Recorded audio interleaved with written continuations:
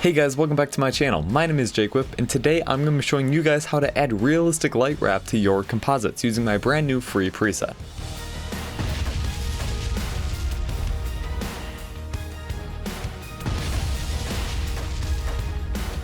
As you can see, light wrap adds a ton to your composites, and without it, it doesn't really look that good. If you guys want to download my free preset, you can do so at the link down below, but make sure to watch through this video so you guys know exactly how to use it. Before we get started, big thanks to Production Crate for sponsoring this video. I've been using Production Crate for almost 1 year now, and I've never been disappointed with their ever-growing library of high-quality assets. They have everything from explosions, fire, magic, sound effects, and much more, all for an affordable annual fee. You can easily download their assets in the PNG format for Davinci Resolve, and then just drag them into Davinci Resolve to begin using them. I highly recommend getting Production Crate, especially if you do a bunch of visual effects, and you can learn more about it or sign up at the link down below. Now, let's head into Davinci Resolve and check out my preset. You can download the preset off of my website at the link down below, and then once it's downloaded, all you need to do is drag the installer file right inside of Fusion, just like that, and then it'll give you this installed window, and it says, please close and reopen Davinci Resolve to finalize. So you just hit OK, restart Davinci Resolve, and once you open it back up, it'll be completely ready for use. You can access it by doing shift space and typing JW, and then now we can see JW light wrap. If I hit enter, it'll add in the node.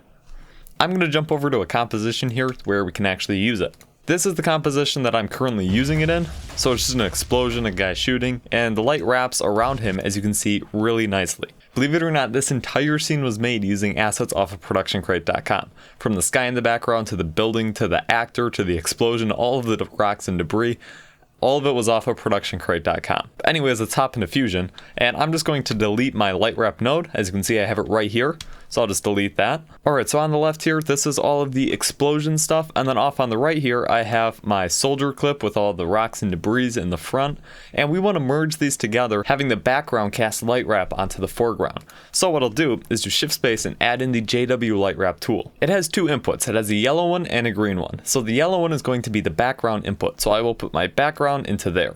Then I'll connect this up so that I can see it in my media out here, and as you can see, it can just see my background. That's perfectly normal. Then I need to put my foreground in, and the foreground input is the green input on the node. So I'll take my foreground and put it into the green input, and now as you can see, my foreground is composited on top, and there is just a little bit of light wrap. If we click on the node, we can come in and adjust the settings. Before we continue, if you guys want more Davinci Resolve content just like this, make sure to hit the subscribe button and turn on notifications so you never miss out on a brand new video. If you guys are enjoying the video, make sure to give it a like and drop a comment down below telling me what you're going to be using this light wrap preset for. Back to the video. So over on the inspector here, there's just two buttons up at the top. The first one will visit my store, where you can see a bunch of the other packs that I have, and then there's a donate button. By clicking the donate button, you can just send a small donation, and that helps me continue to make free presets just like this. Next up, we have the view. So if I click this, it's the drop-down menu. We have the background view, so if I do this, it'll only be viewing the background output. Then I have the foreground, and now we can only see the foreground view. Then I have the light wrap view, and this one's really cool.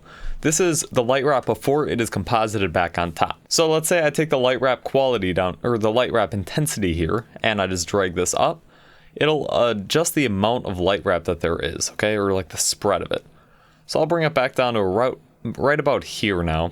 So there we go, we can just kind of see what is going to be laid on top, which I think is a really cool feature. Then we can see the original render, so this is before any light wrap, and then we can switch to the final render. So now we can see that the light wrap is being composited onto our foreground image. Now let's go down to the Lumicure drop-down menu here, and this is where we can kind of adjust how intense the light wrap is going to be. So we can play around with the high and low slider, so I'll bring this down.